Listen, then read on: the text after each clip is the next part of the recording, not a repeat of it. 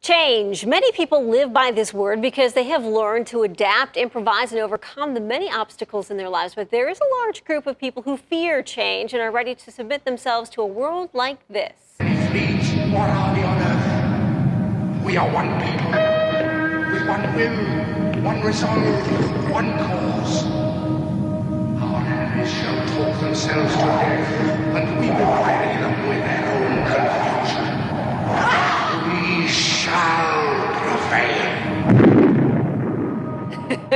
And if you feel like the woman with the sledgehammer and crave change, Bobbie Celler wants to help you create your own life, and he is here to help you do it one step at a time with his brand new book, The Creative Mind, and he is here to talk a little bit more about it. Good morning, Bobbie. Good morning, Andrea. I'm inspired every time I see you. Tell us about the book, The Creative Mind. You know, The Creative Mind is really a blueprint. It's a way for someone who, whether you're a high school dropout, whether you're working in a position, want to advance or start your own business, it really teaches you the steps, the logical steps that you need to take in order to advance in life. So where should people start if they're ready to make a change? Right, the first thing you have to do is really identify what it is that you want to do, and then create a map. So maybe you're dressing up your resume. It's a lot like dating. You just don't show up and expect the other person to be attracted to you because you're there. Is that why it didn't work? Right, that's exactly why, one of the reasons why it didn't work. So what you need to do is dress up that resume, put the finishing touches on, and then be able to package it and market yourself to the other person so that you become attractive to that business owner or to that employer. Okay, so one step at a time. What do you think is the biggest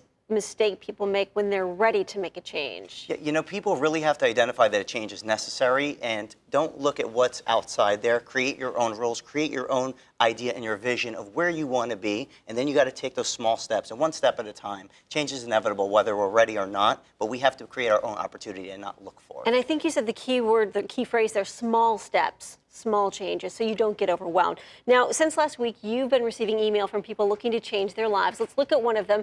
This comes from Tina Gist, and she's currently living in Gainesville, Florida. She says, I graduated in 2009 with a degree in communications. I had no plan when I graduated college. All I knew is that I wanted to make it, and I'm very smart, but I lack direction and I need help. So help Tina out. What advice do you have? Right, and I told Tina, I said, listen, you really need to figure out what it is that you want to do. Do not look for opportunities. You have to create your own opportunities. So if you want to work for a big company, figure out which company it is, dress up that resume. Don't just apply somewhere. Find them on LinkedIn, find them on Facebook. There are social media strategies that you can use that will separate you from everyone else out there trying to seek that position.